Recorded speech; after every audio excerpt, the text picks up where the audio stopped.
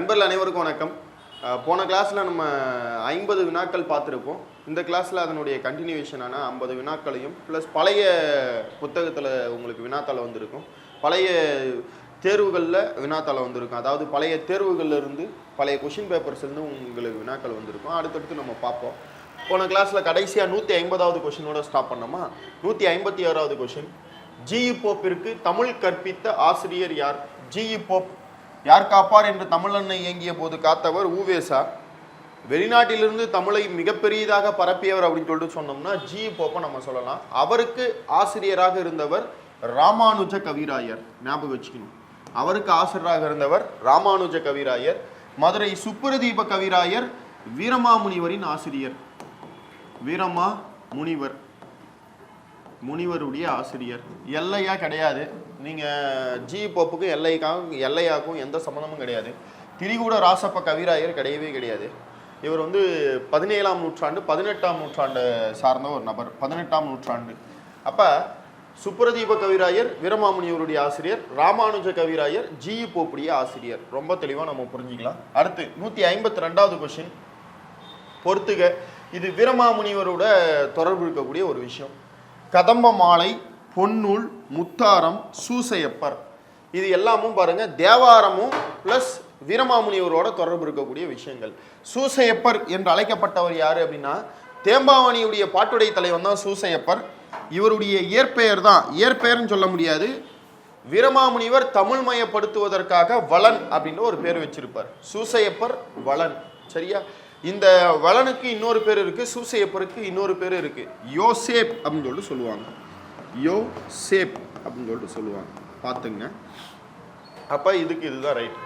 இந்த மூணு என்ன அப்படின்னு கேட்டோம்னா, ராப்பி சேது பிள்ளை நம்ம வீரமாமுனிவரை புகழ்ந்து பேசிய வார்த்தைகள். ராப்பி சேது பிள்ளை என்ன சொல்லியிருப்பார் அப்படின்னா, வீரமாமுனிவர் இயற்றிய தேம்பாவணியும் கதம்ப மாலையும், அதாவது காவலூர் கலம்பகமும் கதம்ப மாலையாக விளங்குகிறது, தொன்னூல் பொன்னூலாக விளங்குகிறது, சதுரகராதி முத்தாரமாக மிளிர்கிறது. எனவே வீரமாமுனிவர் தமிழ் முனிவர்களுள் ஒருவராக திகழ்கிறார் அப்படின்னு சொல்லிட்டு ஒரு மேற்கோளை கொடுத்துருப்பாங்க. இது பழைய 8th புக்கில் இருக்கும். பார்த்துங்க, பழைய 8th புக்கில் என்ன இருக்கும் அப்படின்னு கேட்டோம்னா இந்த ஒரு பகுதி இருக்கும். சூசையப்பர் தேம்பாவணியுடைய பாட்டுடை தலைவர். முடிஞ்சா வீரமாமுனிவர் என்ன வீரமாமுனிவரை ராப்பி சேதுப்பிள்ளை என்ன சொல்றாரு அப்படின்னா, தேம்பாவணி காவலூர் கலம்பகம் கதம்ப மாலையாக விளங்குகிறது, தொன்னூல் பொன்னூலாக மிளிர்கிறது, அதாவது பொன்னூலாக விளங்குகிறது, சதுரகராதி முத்தாரமாக மிளிர்கிறது. எனவே வீரமாமுனிவர் தமிழ் முனிவர்கள் ஒருவராக திகழ்கிறார் அப்படின்னு சொல்லிட்டு சொல்றாங்க. தமிழ் முனிவர்கள் ஒருவராக திகழ்பவர் யார்? யாரை குறிப்பிட்டார்னு கேட்டோம்னா வீரமாமுனிவரை ராப்பி சேதுப்பிள்ளை அவர்கள் குறிப்பிட்டது. அப்படி நம்ம பார்த்தோம் அப்படின்னா தொன்னூல் பொன்னூல் அதை பிக்ஸ் பண்ணாலே ஆன்சர் வந்துடும் நினைக்கிறேன். ரெண்டாவதுக்கு 1 இருக்கிற மாதிரி 2 இருக்கா. கதம்ப மாலை காவலூர் கலம்பகம். அப்ப 3 1 2 4 அப்படி நீங்க பாத்தீங்க அப்படின்னா சி தான் ஆன்சர். அடுத்து வாங்க 153. ஆறுமுக நாவலரை வசன நடை கைவந்த வள்ளலார் என அழைத்தவர் யார்? வல்லாளர் அப்படின்னு சொல்லிட்டு அழைச்சது யாரு? வசன நடை கைவந்த வல்லாளர் அப்படின்னா உரைநடையின் தந்தை என்று புகழப்படக்கூடிய ஆறுமுக நாவலரை வசன நடை கைவந்த வல்லாளர் அப்படின்னு சொல்லிட்டு அழைச்சவர் நம்ம பருதிமார் கலைஞர்.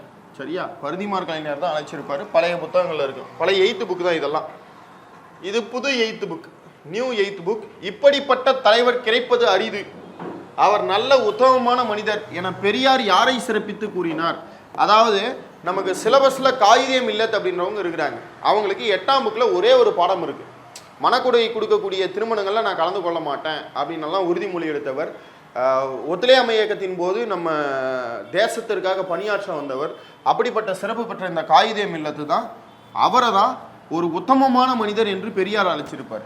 அறிஞர் அண்ணா என்னவா அழைச்சிருப்பாங்க அப்படின்னா, தமிழக அரசியல் வானில் கவி இருந்த காரு இருளை அகற்ற வந்த கதிரவன் அப்படின்னு சொல்லிட்டு இந்த காகிதம் இல்லத்தை புகழ்ந்திருப்பாங்க. அதுவும் பின்னாடியே கேட்டிருக்காங்க, நம்ம பார்ப்போம்.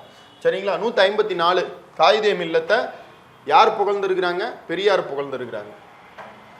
தென்னாட்டு சிங்கம் என்று முத்துராமலிங்க தேவரை குறிப்பிட்டவர் யார்? அதாவது முதல் பேச்சு சாயல்குடியில நிகழ்த்தியிருப்பாங்க. விவேகானந்தரை பற்றி ஏறத்தாழ 3 மணி நேரங்கள் நிகழ்த்தியிருப்பாங்க. அந்த பேச்சை கேட்ட பல தலைவர்கள் பலவிதமாக புகழ்ந்திருப்பாங்க. பேரறிஞர் அண்ணா அவர்கள் அவருடைய முழக்கம் சிங்கத்தை போலவே இருந்தது. தென்னாட்டு சிங்கம் என்று சொல்கிறார்களே, அது சால பொருந்தும். அவர் பேச தொடங்கியதுமே சிங்கம் முழங்குவது போல இருந்ததுன்னு சொல்லிட்டு தென்னாட்டு சிங்கம் அப்படின்னு சொல்லிட்டு முத்துராமலிங்க தேவரை புகழ்ந்தவர் யாருன்னு கேட்டோம்னா அறிஞர் அண்ணா. தென்னாட்டு சிங்கம் முத்துராமலிங்க தேவர். சரியா? இதே போல வங்க சிங்கம் யார் அப்படின்னு கேட்டோம்னா இவருடைய வழிகாட்டி, இவருடைய குரு நேதாஜி. இவர் தான் நம்ம என்னன்னு சொல்றோம், வங்க சிங்கம் அப்படின்னு சொல்லிட்டு சொல்றோம், நேதாஜி. சரியா? இது போல சிங்கங்கள் ஒரு செட்டா இருக்கு. அடுத்த கிளாஸ் ஸ்டார்டிங்ல நான் இதை சொல்றேன், தெரிஞ்சவங்க கமெண்ட் பண்ணுங்க. சிங்கங்கள் ஒரு செட்டா என்னென்ன சிங்கங்கள் இருக்கிறாங்க? பஞ்சாப் சிங்கம் லாலா லஜபதி ராய். ஓகே, அது மாதிரி என்னென்ன சிங்கங்கள் இருக்கிறாங்கன்றத கீழே போடுங்க. அடுத்த கிளாஸ் ஸ்டார்டிங்ல நான் சொல்றேன். ஓகே, கால்ஃபரெல்லாம் வரப்போகுது நமக்கு ஜான்வரி மாதம். ஸோ கொஞ்சம் தீவிரமாக செயல் பண்ணணும். இதுக்கப்புறமும் தொய்வடிக்கக்கூடாது, ரொம்ப தீவிரமாக செயல் பண்ணணும். சரிங்களா? 156வது பொறுத்துக, சந்தைகளை பொறுத்துக்க சொல்லியிருக்கிறாங்க. ஈஸியாக நம்ம பாக்ஸ் பண்ணி கொடுத்துருக்கு தான் 9th நியூ புக்கில். கிருஷ்ணகிரி, போச்சம்பள்ளி மிகப்பெரிய சந்தை அப்படின்னு சொல்லிட்டு சொல்லுவாங்க. ஒட்டஞ்சத்திரம் காய்கறி சந்தை, ஈரோடு ஜவுளி சந்தை, மணப்பாறை மாட்டு சந்தை. மணப்பாறை மாடு கட்டி, மாயாவரம் ஏறு பூட்டி. அதை வச்சு நம்ம என்ன பண்ணிடலாம்னா சரியாக ஆன்சர் பண்ணிடலாம். இப்போ 1 2 3 4 5 தான் ரைட். 1 2 3 4 5. 157வது கொஷின், தொண்டு செய்து பழுத்த பழம். இது எல்லாருக்குமே தெரிஞ்ச கொஷின்.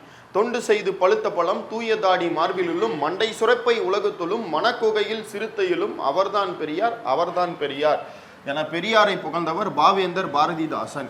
பெரியாருக்கு பாவேந்தர் என்ற பட்டத்தை அளித்தவர் யாருன்னு கேட்டோம்னா பெரியார். பாரதாசனுக்கு தொண்டு செய்து பழுத்த பழம் என தூயதாடி மார்பிலும் என பெரியாரை புகழ்ந்தவர் யாருன்னா பாவேந்தர் பாரதாசன். பாவேந்தர் பாரதாசனுக்கு பாவேந்தர் என்ற பட்டத்தை அளித்தவர் யாருன்னு கேட்டோம்னா பெரியார். ஓகே, பாவேந்தர் பாரதாசனுக்கு புரட்சி கவி அப்படின்ற ஒரு பட்டத்தை அளித்தவர் யாருன்னு கேட்டோம்னா புரட்சி கவி அப்படின்ற ஒரு பட்டத்தை அளித்தவர் யாருன்னு கேட்டோம்னா அண்ணா. உடனே 4ஆம் புக்கில் இருக்கிறது சொல்லக்கூடாது. 4ஆம் புக்கில் புரட்சி கவின்ற பட்டத்தை கொடுத்தது பெரியார் சார் அப்படின்னு சொல்லிட்டு சொல்லியிருப்பாங்க. அது தவறு. டிஎன்பிஎஸ்சிலே புரட்சி கவி என பாரதாசனை அழைத்தது யாருன்னு கேட்டோம்னா அண்ணா தான். ஞாபகம் வச்சுக்கலாமா? எப்பவுமே பாருங்க, பெரியாரை பற்றியோ பாவேந்தரை பற்றியோ அண்ணாவை பற்றியோ கொஸ்டின் இருந்துச்சுன்னா இவங்க 3 பேருமே இருப்பாங்க. பெரியார்னாலே அண்ணா வந்துருவாங்க, பாரதாசன் வந்துருவாங்க. சரியா? தொடர்பு இருக்கக்கூடிய நபர்கள் அவங்க தான். கீழ்கண்டவற்றுள் கரிசலாங்கண்ணியின் சிறப்பு பேர் என்ன?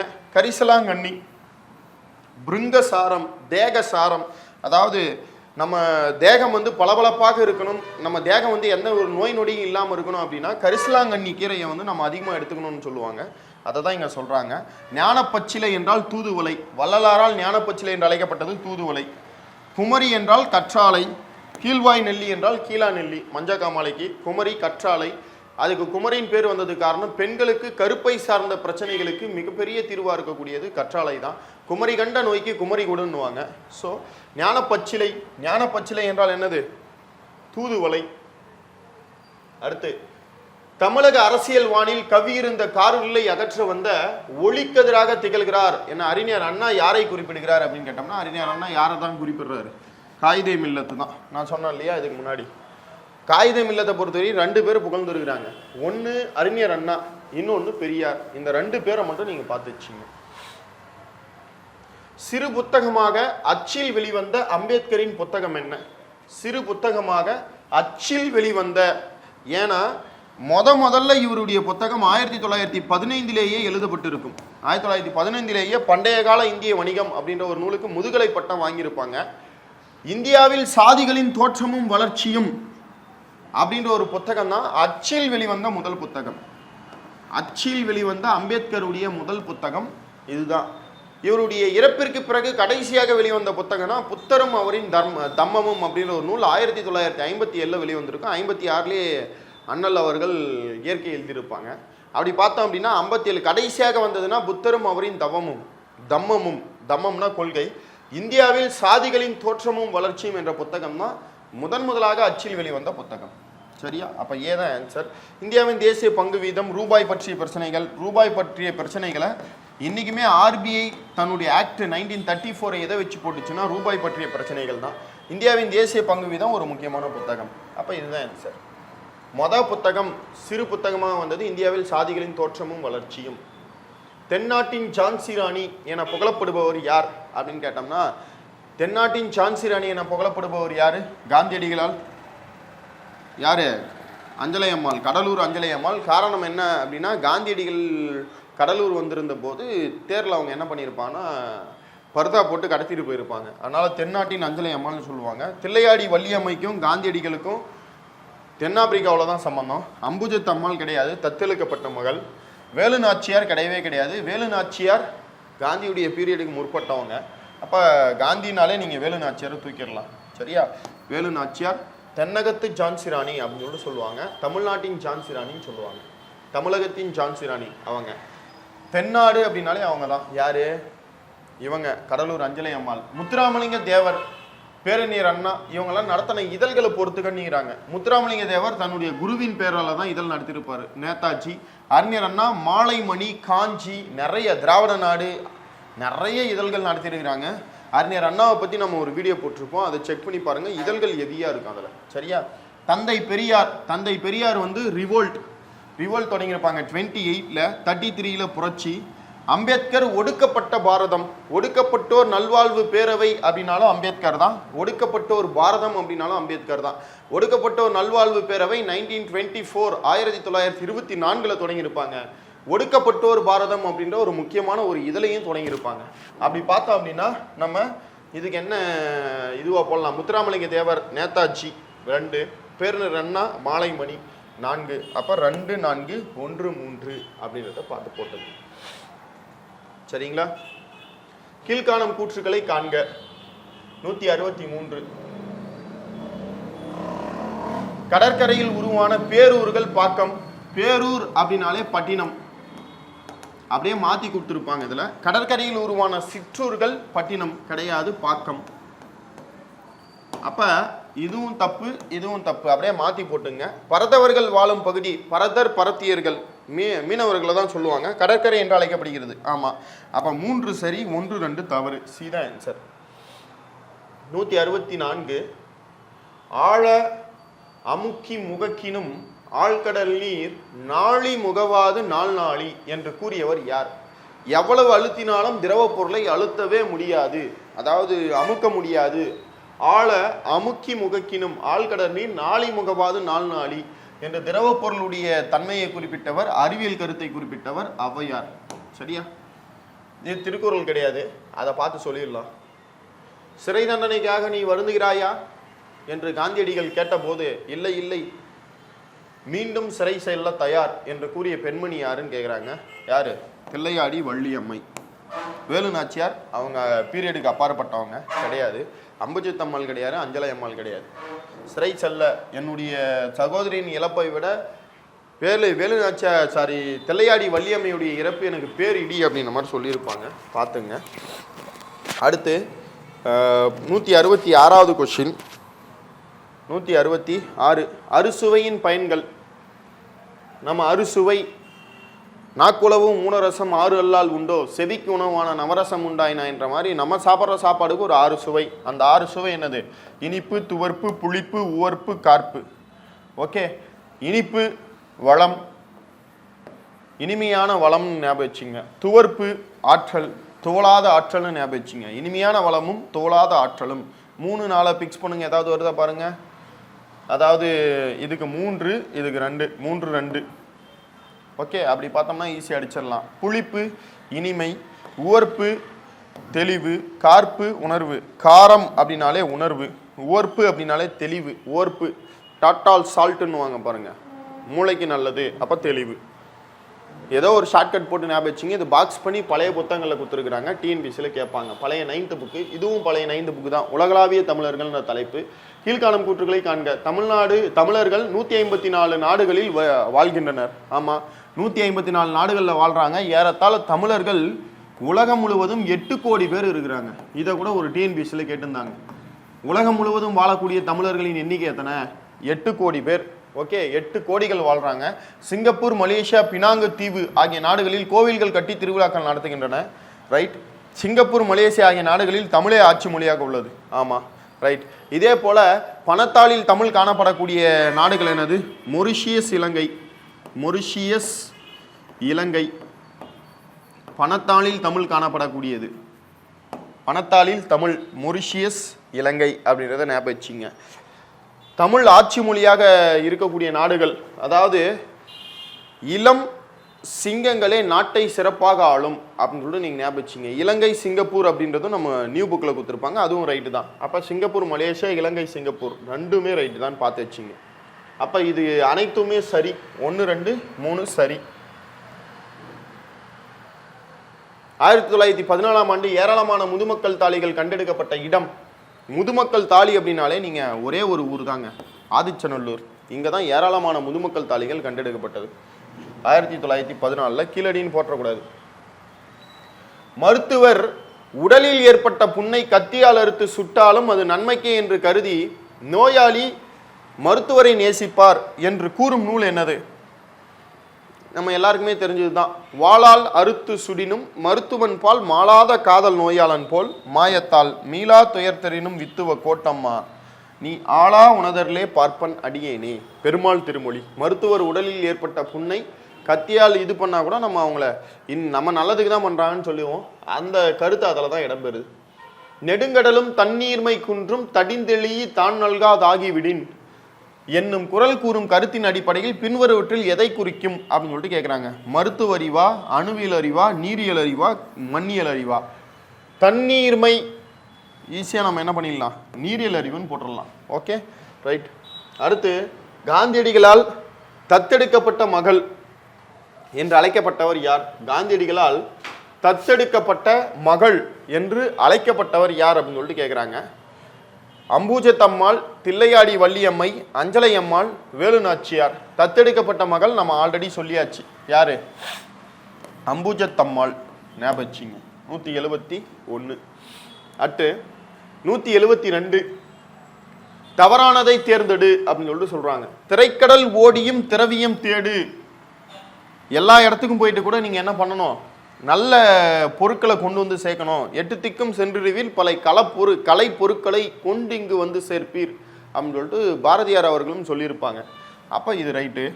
யாதும் ஊரே யாவரும் கேளீர், எல்லாருக்குமே தெரியும். கணியன் பூங்குன்றனா. முன்னீர் வழக்கம் மகடுவோடு இல்லை அப்படின்னு சொல்லிட்டு சொல்லுவாங்க. இது டிஎன்பிஎஸ்சி கொஸ்டின். மகடுவு என்றால் பெண்கள்னு அர்த்தம், ஆல்ரெடி கேட்டிருக்காங்க. அதை முன்னீர் வழக்கம் யாரிடம் இல்லை அப்படின்னா, முன்னீர்னா கடல் வழக்கம். அந்த காலத்தில் கடற்பயணம் பெண்கள் போல, அதை தொல்காப்பியம் சொல்லுது.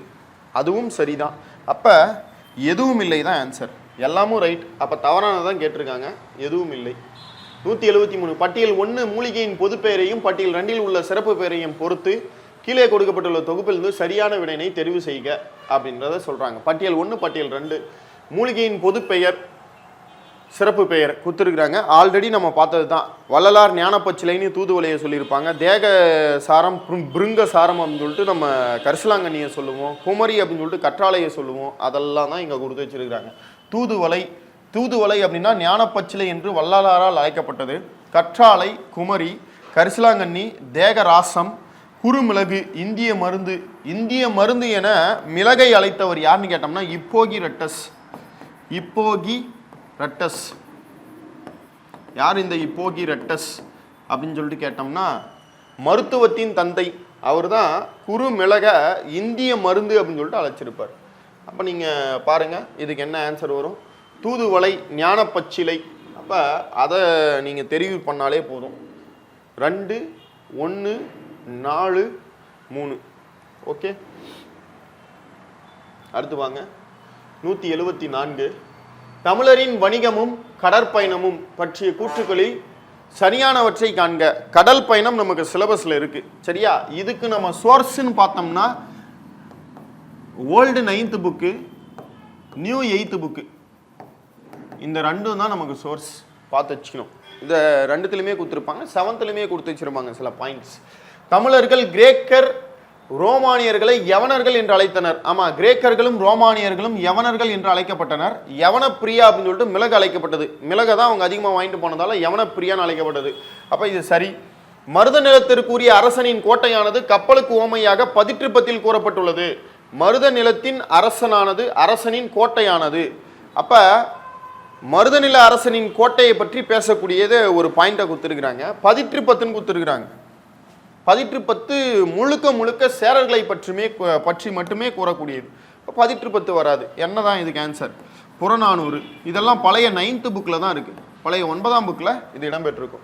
கரும்பு அதியமானின் முன்னோர் காலத்தில் சீனாவிலிருந்து கடற்பயணம் மூலம் கொண்டு வந்து பயிரிடப்பட்டது. ஆமாம், இதுவும் சரி. அப்போ 1 3 சரி, 2 தவறு. 1 3 அவங்க என்ன கேட்டிருக்காங்க? சரியானவற்றை 1 3 ஞாபகம் வச்சுக்கணும். அலைகளால் கப்பல் அசைவதை யானைகளுடன் ஒப்பிட்டு டேஷ் நூல் கூறுகிறதுன்னு சொல்றாங்க. அலைகளால் கப்பல் அசைவதை வந்து யானையோட ஒப்பிட்டு கூறிய நூல் வந்து பட்டினப்பாலை. இதுவும் பழைய 9th புக் தான். 176 சரஸ்வதி மகால் தஞ்சை நூலகம், ஊவேசா நூலகம் சென்னை, காமராஜர் பல்கலைக்கழகம் மதுரை. காமராஜர் பல்கலைக்கழகம் மதுரை. அப்படி பார்த்தோம் அப்படின்னா என்னென்ன நூல்களை அவங்க சொல்லி வச்சிருக்கிறாங்க? சரஸ்வதி மகால் தஞ்சை நூலகம், ஊவேசா நூலகம், காமராஜர் பல்கலைக்கழகம், மறைமலடிகள் நூலகம். சரியா? என்னென்ன கொடுத்துருக்குறாங்க? 1820, 58, 66, 47. தஞ்சை சரஸ்வதி மகால்ன்றது ரொம்ப பழமையானது. ஸோ அப்பயே நம்ம என்னன்னு சொல்லிடலாம், இதுலேயே ரொம்ப பழசு என்னது? 1820 தான். ஊவேசா நூலகம், ஊவேசா இறந்த பிறகு தான் தொடங்கப்பட்டிருக்கும் அந்த நூலகம். கரெக்டாக சொல்ல போனோம்னா அவர் இறந்த 42 தொடங்கப்பட்டிருக்கும். 1855 55 42 வரை இருந்திருப்பாங்க. அப்போ 42 தொடங்கப்பட்டிருக்கு. இங்கே 47ன்னு கொடுத்துருக்குறாங்க. பரவாயில்ல, 47. காமராஜர் பல்கலைக்கழகம் 66 தான் அது தொடங்கப்பட்டது. காமராஜர் பேரில் மாற்றினது தான் 76, 1976. ஓகே. காமராஜர் பல்கலைக்கழகம் ஃபஸ்ட்டு மதுரை பல்கலைக்கழகமாக தான் தொடங்கப்பட்டது. எப்போனா 1966. காமராஜர் 75 இறந்திருப்பார். 76 என்னவா மாற்றிருப்பாங்கன்னா காமராஜர் பல்கலைக்கழகமாக மாற்றிருப்பாங்க. ஓகே. காமராஜருக்கு 76 தான் சிறப்பு பெற்ற ஆண்டு. 76 தான் அவருக்கு பாரத ரத்னா கொடுத்துருப்பாங்க. 76 தான் அவருக்கு அஞ்சல் தலை வெளியிட்டிருப்பாங்க. அதே 76 தான் இவர் பேரில் பல்கலைக்கழகமாகவும் மாற்றிருப்பாங்க. மதுரை பல்கலைக்கழகம் மதுரை காமராஜர் பல்கலைக்கழகமாக 76 மாற்றப்பட்டது. ஆனால் மதுரை பல்கலைக்கழகம் 66 தான் தொடங்கப்பட்டது. அதனுடைய முதல் துணைவேந்தர் கூட உங்கள் சிலபஸில் இருக்கக்கூடிய தேப்போ மீனாட்சி சுந்தரனார் தான். ஞாபகம். தேப்போ மீனாட்சி சுந்தரனார் தான் இதனுடைய முதல் துணைவேந்தர். ஓகே. மறைமலடிகள் நூலகம் சென்னையில் 1957 தொடங்கப்பட்டது. அப்போ எளிமையாக நீங்கள் ஆன்சர் பண்ணிடலாம். சரஸ்வதி மகால் 4 வர மாதிரி எத்தனை ஆப்ஷன் இருக்குது பாருங்கள்? 2 ஆப்ஷன் இருக்கா? மற்ற 2த்தையும் தூக்கிடணும். ஊவேசா நூலகம் 1 கரெக்டாக கொடுத்துருக்குறாங்களா? காமராஜர் பல்கலைக்கழகம் 2. அப்படி பார்த்தோம்னா சி தான் ஆன்சராக வரும். மறைமலடிகள் நூலகம் 3. 42 தான் ஊவேசா நூலகம். பார்த்துக்கணும், 42 தான் ஊவேசா நூலகம். அங்கெல்லாம் யோசிச்சுன்னு கூடாது, பக்கத்தில் கொடுத்துருக்குறாங்களா போட்டு போயிட்டே இருக்கணும். 177 கீழ்கண்ட கூற்றுக்களை சரிபார்க்க. ஊவேசா நூலகம் 2128 ஓலைச்சுவடிகளையும் 2941 தமிழ் நூல்களையும் கொண்டது. ஆமாம், இது சரியானது. கீழ்திசை நூலகம் தற்போது அண்ணா நூற்றாண்டு நூலகத்தின் 6ஆம் தளத்தில் இயங்கி வருகிறது. கீழ்திசை நூலகம் 6ஆம் தளத்தில் இயங்கி வருகிறனா? கிடையாது, பேரில் தான் கீழ்திசை. ஆனால் டாப் ஃப்ளோர் 8ஆம் ஃப்ளோர் கிடையாது, 7ஆம் ஃப்ளோர், 7ஆம் தளம். பேரில் தான் கீழ் திசை. ஆனால் இது எந்த தளத்தில் இருக்குது? 7ஆம் தளத்தில் இருக்குது. கன்னிமாரா நூலகத்தின் 2ஆம் தளத்தில் மறைமலடிகள் நூலகம் இருக்குது. மறைமலடிகள் நூலகம் உங்களுக்கு 1942 தொடங்கப்பட்டதுன்னு நான் சொல்லிட்டேன். கன்னிமாரா நூலகத்தின் 2ஆம் தளத்தில் செயல்படுதானா? கிடையாது, 3ஆம் தளத்தில் செயல்படுது. 3ஆம் தளம் அங்கே தான் செயல்படும். கன்னிமாரா நூலகத்துடைய 3ஆம் தளத்தில் தான் மறைமலடிகள் நூலகம் செயல்படுது. கன்னிமாரா நூலகம் எப்போது தொடங்கப்பட்டிருக்கும்? 1896. அதை திருப்பி போட்டோம்னா என்னது? கீழ்திசை சோடி நூலகம் 69.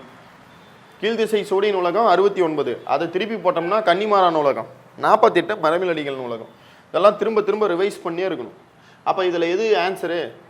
ஆன்சர் என்ன பாருங்கள், 1 ரைட்டு, மற்ற 2மே தப்பு. 1 சரி, 2 3 தவறு. ஓகே. 178 புகழ்பெற்ற கிழக்கு கடற்கரை துறைமுகங்கள் அல்லாதது எது? கிழக்கு கடற்கரை. நீங்கள் இந்திய மேப்பை போட்டிங்க அப்படின்னா இது மேற்கு, இது கிழக்கு. நீங்கள் இது எங்கே இருக்குன்னு பார்த்தாலே போதும். தொண்டி, இது யாருடைய துறைமுகம்? சேரருடைய துறைமுகம். சேரர்கள் எங்கே இருந்தாங்க? கேரளாவில் இருந்தாங்க. கேரளா எங்கே இருந்துச்சு? இங்கே இருந்துச்சு. அப்போ இது மேற்கு. இங்கேயே சொல்லிடலாம் இதுதான் ஆன்சர்னு. புரிதுங்களா உங்களுக்கு? தொண்டி, முசி இந்த 2மே சேரருடைய துறைமுகம். சேரர்கள் கேரளாவை தான் ஆண்டாங்க. கேரள புத்திரர்கள் என்று அழைக்கப்படுபவர்களே சேரர்கள் தான். அப்போ எளிமையாக நம்ம தொண்டின்னு அடிச்சிடலாம். மற்ற எல்லாமும் கிழக்கு கடற்கரை தான். ஓகே, அடுத்து பாருங்க, மாண்புமிகு பிரதமர் வாஜ்பாய் அவர்களிடம் இருந்து பெண் ஆற்றல் விருதை பெற்றவர் யார்? புதிய பத்தாம்புக்கு ரொம்ப சிம்பிள், சின்ன பிள்ளை, இவங்க தான் ஆன்சர். இதெல்லாம் பெருசாக டெப்த்தாக பார்க்கணும்னு அவசியம் கிடையாது. திருவிக இயற்றிய பொதுமை வேட்டல் என்னும் நூலில் உள்ள பாக்களின் எண்ணிக்கை என்ன? இது பழைய 7th புக்கு. 7th புக்கை ஓப்பன் பண்ண உடனே இருக்கும்.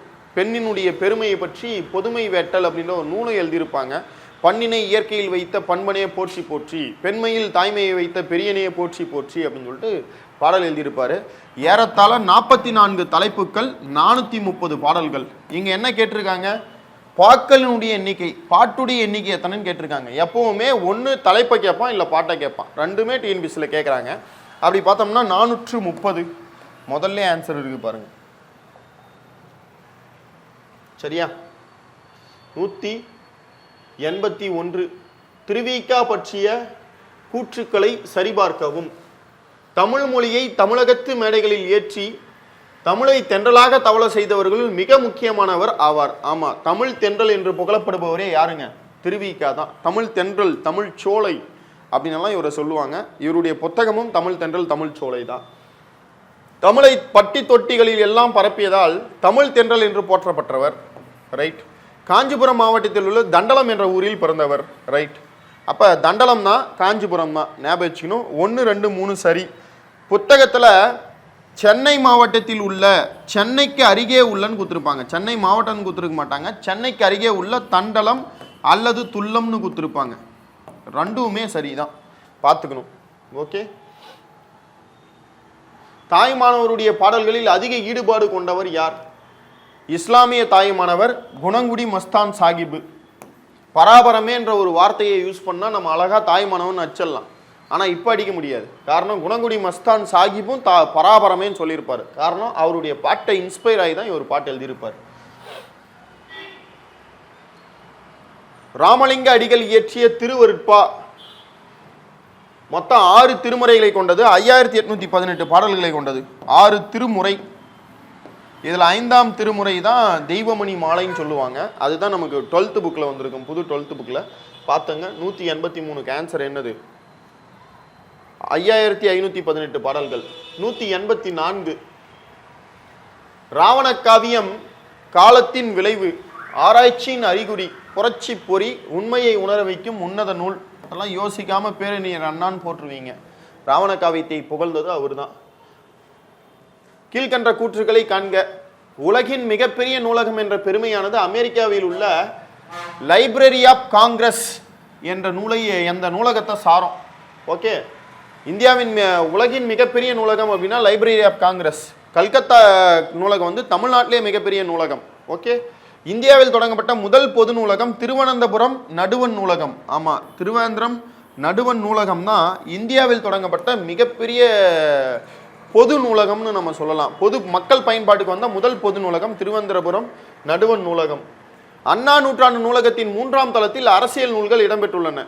ஆசிய கண்டத்திலேயே மிகப்பெரிய நூலகம் சீனாவில் உள்ளது. அப்போ அனைத்தும் சரி அப்படின்றது தான் ஆன்சர்.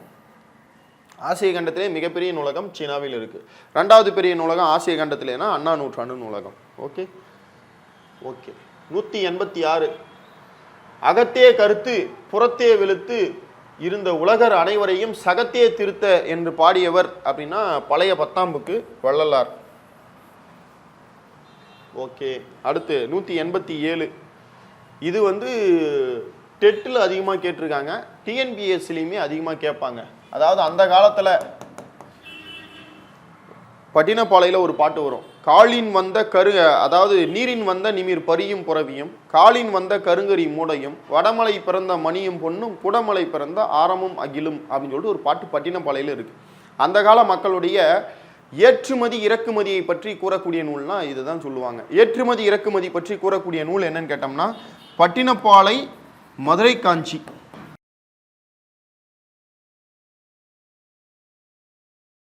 காஞ்சி இந்த ரெண்டுமே ஏற்றுமதி இறக்குமதி பற்றி சொல்லக்கூடிய நூல்கள். அந்த காலத்தில் ஏற்றுமதி ஆகி காலின் நீர் வழியாக என்ன வந்துச்சு, கால் வழியாக என்ன வந்துச்சு, தரை வழியாக உள்நாட்டு வழியாக என்ன வந்துச்சு, வடமலையில் என்ன பிறந்துச்சு, குடமலையில் என்ன பிறந்துச்சு அப்படின்றது தான் அவங்க கேட்குறாங்க. அப்போ பாருங்கள், வடமலை பிறந்த மணியும் பொண்ணும், பாட்டை படிச்சிருந்தாலே ஈஸியாக நம்ம என்ன பண்ணிடலாம்னா 3ன்னு எழுதிடலாம். அப்போ 3ன்னு அடித்தாவே வருதா பாருங்கள் ஆன்சர்.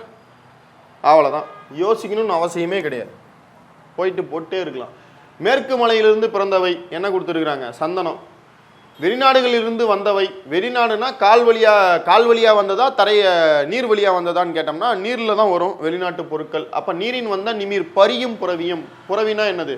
பரினா என்னது? குதிரை. குதிரை எதையாவது ஒன்றை வச்சு நம்ம என்ன பண்ணிடலாம்னா ஆன்சர் பண்ணிடலாம். வள்ளலாரின் பாடல்கள் அருட்பாக்கள் கிடையாது, மருட்பாக்களே. திருமுறைகள் 6 திருமுறைகள்னு நம்ம சொன்னோம் இல்லையா? வள்ளலாருடைய பாடல்கள் திரு அருட்பா அப்படின்னு சொல்லிட்டு பேர் வச்சிருப்பாங்க. அருள் நிறைந்த பாடல்கள் அப்படின்னு சொல்லிட்டு பேர் வச்சிருப்பாங்க வள்ளலாருடைய சீடர்கள் தான் அதை தொகுத்திருப்பாங்க. அப்படி பார்த்தோம் அப்படின்னா அது அருட்பாக்கள் கிடையாது, மருட்பாக்கள். மருள்னா என்னது? இருள். அது அருளை தரக்கூடியது கிடையாது, இருளை தரக்கூடியது அப்படின்னு சொல்லிட்டு இகழ்ந்தவர் யாருன்னு கேட்டோம்னா ஆறுமுக நாவலர். வசன கை வந்த வல்லாளர் இகழ்ந்தது அப்படின்னா இந்த நூலை நம்ம சொல்லலாம். காந்தியடிகளின் மேடை பேச்சை தமிழில் மொழிபெயர்த்தவர் யார்? மேடை பேச்சினாலே நமக்கு யாரை ஞாபகம் வந்துடணும்? திருவிக்கா ஞாபகம் வந்துடணும். காந்தியடிகள் தமிழ்நாடு வந்த போதெல்லாம் இந்த சைடு தமிழில் அவர் பேசுவார், இந்த சைடு வந்து அவர் காந்தியடிகள் குஜராத்தி மொழியில் பேசுவாங்க, இங்கே தமிழில் திருவிக்கா பேசுவாங்க. காந்தியடிகளுக்கும் தற்போதைய பாரத பிரதமர் அவர்களுக்கும் குஜராத்தி மொழி தான் தாய்மொழியாக இருந்திருக்கும். அதே போல் அவங்க வந்து தமிழை வந்து பேச ஆசைப்பட்டாங்க. ஊவேசாவுடைய அடிநிழலில் நின்று தமிழ் கற்க வேண்டும்னு காந்தியடிகள் சொல்லியிருப்பாங்க. காந்தியடிகள் வந்து ஊவேசாவை பார்த்து சொல்லியிருப்பாங்க. அதே போல் இன்றைய பாரத பிரதமரும் அதை நிறைய இடங்களில் தமிழை தான் சொல்லிப்பாங்க. அப்படி பார்த்தோம்னா காந்தியடிகள் மேடை பேச்சை தமிழில் மொழிபெயர்த்ததுன்னு கேட்டோம்னா ரொம்ப சிம்பிளாக நம்ம யாரை சொல்லலாம்? திருவிக்காவை சொல்லலாம். சரியா? காந்தியடிகள்னாலே தமிழ்நாட்டோட 3 பேரோட தொடர்பு இருக்கும். ஒன்று திருவிக்கா, இன்னொன்று ராஜாஜி. தெளிவாக கொடுத்துருக்குறாங்க பாருங்கள், ராஜாஜி. இன்னொன்று நாமக்கல் கவிஞர். நாமக்கல் கவிஞர் தான் காந்தியுடைய கருத்துக்களை தான் பாட்டில் தந்தவங்க.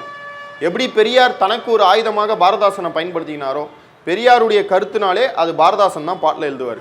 காந்தியுடைய கருத்துனாலே நாமக்கல் கவிஞர் தான் எழுதுவார். அதனால தான் நாமக்கல் கவிஞருக்கு காந்திய கவிஞர்னு ஒரு பேர். அதே போல் திருவிக்கா எப்போதெல்லாம் அவர் தமிழ்நாட்டுக்கு வராரோ காந்தி, அவருடைய பேச்சை வந்து தமிழில் மொழிபெயர்த்திருப்பாங்க. ஓகே, குஜராத்திலேருந்து தமிழில் மொழிபெயர்த்திருப்பாங்க. காந்தியை ஃபஸ்ட்டு காந்தியடிகள்னு சொன்னதே திருவிக்கா தான். காந்தி அடிகள் என்றவர் திருவிக்கா தான். அப்போ ஒரு கதையாக நீங்கள் ஞாபகம் வச்சிங்கன்னா ஆப்ஷனை எளிமையாக ஒமிட் பண்ணிடலாம். பெரியாரை விரும்பியிருக்கிறாங்கனால நிச்சயமாக அவங்க யாரை விரும்பியிருக்க மாட்டாங்க? காந்தியை விரும்பியிருக்க மாட்டாங்க. ஸோ எளிமையாக அறிஞர் அண்ணா இல்லைன்னு சொல்லிடலாம். ஊவே சாமிநாத ஐயர் காந்தியடிகளும் ஊவே சாமிநாத ஐயரும் ஒரு அளவில் ஒரு மேடையில் சந்திச்சிருக்கிறாங்க. ஓகே, எளிமையாக நம்ம ஆப்ஷனை ஒமிட் பண்ணுறதுக்கு சொல்கிறேன். அறிஞர் அண்ணா வந்துட்டாலோ, பெரியார் வந்துட்டாலோ, பாரதாசன் வந்துட்டாலோ அவங்க பெருசாக காந்தியை புகழ்ந்துருக்க மாட்டாங்க. பாரதாசன் புகழ்ந்த காந்தியுடைய வடிகள் எதுவுமே இருக்காது. பார்த்தீங்கன்னா தெரியும். கீழ்காணும் கூற்றுக்களை காண்க. பாரதியார் கருத்துப்பட ஓவியத்தை முதலில் அறிமுகப்படுத்திய இதழ் வந்து சக்கரவர்த்தினி கிடையாது. பெண்களுக்காக அவர் முதல்ல நடத்தின இதழ் தான் சக்கரவர்த்தினி. அப்படி பார்த்தோம்னா இதுக்கு ஆன்சர் என்னது? இந்தியா. அப்போ இது தவறு. அரசியல் கருத்துக்களை எளிமையாக விளக்க பயன்படுவது இந்த கேலி சித்திரம் தான். ரைட். இதனுடைய மற்றொரு வடிவம் கேலி சித்திரம். இப்போ 2வது 3வது கூற்று ரைட்டு, முதல் கூற்று வந்து தவறு. இப்படி பார்த்தோம்னா 1 3 சரியா? 1 தவறு, 2 3 சரி, 1 தவறு. இதுதான் ஆன்சர். தனித்தமிழ் இயக்கத்தின் தந்தை, தனித்தமிழ் இயக்கத்தின் முன்னோடி பருதிமார் கலைஞர். தனித்தமிழ் இயக்கத்தின் தந்தை மறைமலை அடிகள். தனித்தமிழ் அறிஞர் பெருஞ்சித்திரனார். தனித்தமிழ் அறிஞர். அப்போ தனித்தமிழ்னாலே 3 பேர் தான் வர முடியும். 1 தனித்தமிழ் அறிஞர் பெருஞ்சித்திரனார். தனித்தமிழ் அறிஞர்னா தனித்தமிழ் இயக்கத்துடைய தந்தை. தனித்தமிழ் இயக்கத்தை தொடங்கந்தே இவர் தான். 1916 தனித்தமிழ் இயக்கத்தை தொடங்கியிருப்பார். ஓகே, முழுக்க தமிழ்லேயே பேச வேண்டும் அப்படின்னு சொல்லிட்டு சொல்லியிருப்பாங்க 1916. தனித்தமிழுக்கு அவருக்கு அந்த விதையை போட்டது யாருன்னு கேட்டோம்னா பருதிமார் கலைஞர். இவர் தான் முன்னோடி. நாமும் வேங்கடசாமிக்கும் ஊவேசாவுக்கும் தனித்தமிழ் இயக்கத்துக்கும் எந்த சம்மந்தமும் கிடையாது. சரியா? தனித்தமிழ் இயக்கனாலே 3 பேரை சொல்லலாம். 1 முன்னோடி, இன்னொன்று தந்தை, இன்னொன்று தனித்தமிழுக்காக நிறைய பாக்களை எழுதியவர் பெருஞ்சித்திரனார். அதனாலே தனித்தமிழ் அறிஞர்னு சொல்லுவாங்க. தனித்தமிழ் இயக்கம் அப்படின்ற ஒரு புத்தகத்தை எழுதியவர் யாருன்னு கேட்டோம்னா ரா இளங்கமரனார். உங்களுக்கு ஸ்கூல் புக்கில் கொடுத்துருப்பாங்க. சரியா? ரைட், போவோமா? 192 திராவிடம் என்ற சொல்லை இடைக்காலத்தில் முதலாக பயன்படுத்தியவர். திராவிடம் அப்படின்ற ஒரு சொல்லை முதலாக பயன்படுத்தியவர் குமரில பட்டர்.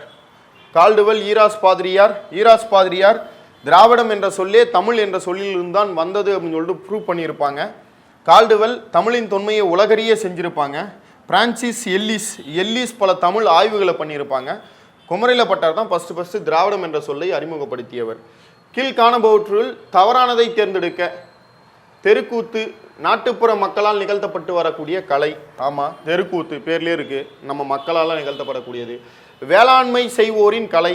ஆமாம், வேளாண்மை செய்கிறவங்க மழை வர வேண்டி இதை நடத்துவாங்க. ராஜஸ்தானில் இது கட்சி கொடி என்று அழைக்கப்படுகிறது. திரௌபதி அம்மன் வழிபாட்டின் ஒரு பகுதியாக இருக்கு. திரௌபதி அம்மனுடைய வழிபாடும் மழை வர வேண்டி நடத்தப்படக்கூடியதும் வேளாண்மையும் எல்லாம் ரைட்டு தான். இப்போ ராஜஸ்தானில் கட்சி கொடி என்று அழைக்கப்படுகிறது. குதிரை களி அப்படின்னு சொல்லிட்டு கேரளாவில் அழைக்கப்படுவது என்ன அப்படின்னு கேட்டோம்னா பொய்க்கால் குதிரை ஆட்டம் தான் நம்ம ராஜஸ்தானில் என்னவா சொல்கிறாங்கன்னா கட்சி கொடியாக சொல்கிறாங்க. பொய்க்கால் குதிரை ஆட்டத்துக்கும் தெருக்கூத்துக்கும் எந்த சம்மந்தமும் கிடையாது. அப்போ தவறானது என்னதுன்னா இதுதான். சரிங்களா? அடுத்து 194வது கொஸ்டின். பரளி நெல்லையப்பருக்கு என்ற கடிதம் பாரதி கடிதங்கள் என்னும் நூலில் உள்ளது. இதை பதிப்பித்தவர் யார்? இது லாஸ்டாக நடந்த குரூப் 2 கொஸ்டின். குரூப் 2ல இந்த கொஸ்டின் தான் கேட்டிருப்பாங்க. பத்மநாபன் அப்படின்றவங்க தான் பாரதியுடைய கடிதங்களை தொகுத்திருப்பாங்க. பாரதி கடிதங்களை பாரதியாரே தொகுத்திருக்க மாட்டார். அந்த அளவுக்கு அவ்வளோ வேலை இல்லை, அவ்வளோ ஃப்ரீயாக இல்லை அவர். பரளி நெல்லையப்பர் அதை தொகுத்திருக்க மாட்டாங்க. வஉசிக்கு அதுக்கு சம்மந்தமே கிடையாது. அப்போ இதுதான் ஆன்சர். 195 சுதந்திர தாகம், ஆலாபனை, அக்னிச்சாட்சி, தமிழோவியம் இதெல்லாம் முக்கியமான புத்தகங்கள். சுதந்திர தாகம் சீசு செல்லப்பா, ஆலாபனை அப்துல் ரஹ்மான், அக்னிச்சாட்சி சிற்பி பாலசுப்ரமணியம், தமிழோவியம் ஈரோடு தமிழன்பன். இந்த அக்னிச்சாட்சி சாகித்ய அகாடமி விருது பெற்ற புத்தகம், பார்த்துக்கணும். ஓகே, சுதந்திர தாகம் அப்படின்னு பார்த்தோம்னா சீசு செல்லப்பா 2, ஆலாபனை அப்துல் ரஹ்மான் 2, 3, அக்னிச்சாட்சி சிற்பி பாலசுப்ரமணியம் 1. அப்போ இதுதான் ஆன்சராக வரும். சரிங்களா? போவோமா? வாழ்க்கையில் அடிப்படை தேவைகளுக்கு அடுத்த இடம் புத்தக சாலைக்கு தரப்பட வேண்டும் என்று வலியுறுத்தியவர் யாருன்னு கேட்டோம்னா அறிஞர் அண்ணா. சீர்காழி அரங்கநாதன் அந்த நூலக விதிகளை தந்திருப்பாங்க, பார்த்துக்கணும். இயற்கை வேளாண்மைனாலே நம்ம நம்மாழ்வாரை போட்டுடலாம். தண்ணீர் கோமல் சுவாமிநாதன், தண்ணீர் தேசம் வைரமுத்து, அக்னிச்சிறகல் அப்துல் ரஹ்மான். இதெல்லாம் உங்களுக்கு எக்ஸ்பிளைன் பண்ணணும்னு அவசியமே கிடையாது. நீங்கள் பார்த்தோன்னே எளிமையாக அடிக்கக்கூடிய வினாக்களில் இதுவும் ஒன்று. அதனால தான் எந்த கஷ்டமும் படாமல் ஈஸியாக ஒன்று நீங்கள் எழுதினாலே ஆன்சர் பண்ணுற மாதிரி கொடுத்துருக்குறாங்க. ஓகே, இயற்கை வேளாண்மை கோ நம்மாழ்வார். அடுத்து, ஒரு பூவின் மலர்ச்சியும் ஒரு குழந்தையின் புன்னகையும் வர்ணிக்க அகராதிகள் தேவைப்படுவதில்லை, பாடலும் அப்படித்தான் என்று கூறிய ஆளுமை ஈரோடு தமிழன்பன். பார்த்துக்கணும். புத்தகத்துடைய 9th புத்தகத்துடைய தொடக்கத்திலேயே இருக்கும். 199 ஏஆர் ரஹ்மான். இதெல்லாம் கொஞ்சம் ஸ்டாண்டர்டான கொஸ்டின்னே நம்ம சொல்லலாம். ஏஆர் ரஹ்மான் நமக்கு பாடத்திட்டத்தில் இல்லைனாலும் இசைன்ற ஒரு தலைப்பு இருக்கிறதால சும்மா ஒரு வாரமாக நீங்கள் பார்த்து வச்சுக்கலாம். அப்படி பார்த்தோம்னா உத்தரப்பிரதேசம் இவருக்கு என்ன விருது தந்திருப்பாங்க. அதே போல் மத்திய பிரதேசம் என்ன விருது தந்திருப்பாங்க. மத்திய பிரதேசம் அப்படின்னாலே நீங்கள் என்ன பண்ணிடலாம்னா லதா மங்கேஷ்கர் விருது அவங்க தான் தராங்க. அதை வச்சே நீங்கள் என்ன பண்ணிடலாம்னா ஆன்சர் பண்ணிடலாம். ஓகே, மத்திய பிரதேசத்தை வச்சு ஆன்சர் பண்ணிடலாம். இதெல்லாம் ஒரு ஷார்ட்டான ஆப் வச்சுக்கணும். சரியான எண்ணை தேர்ந்தெடுக்க கடைசி கொஸ்டின் இந்த உரைநடையில். அணுவை தொலைத்து 7 கடலை புகட்டி குறுக தரித்த குடல். இது கம்பர் வருமா? கம்பர் சொன்னது அணுவினை தரக்கூறி சத கூறிட்ட கோணினும் உழன் அப்படின்னு சொல்லிட்டு சொல்லியிருப்பாங்க. அணுவை தொலைத்து 7 கடலை புகட்டி யார் சொன்னது? ஔவையார் சொன்னதுங்க. ஔவையார். உடம்பார் அழியின் உயிராறிவல் திடம்பட மெய்ஞானம் எய்தவும் மாட்டார்.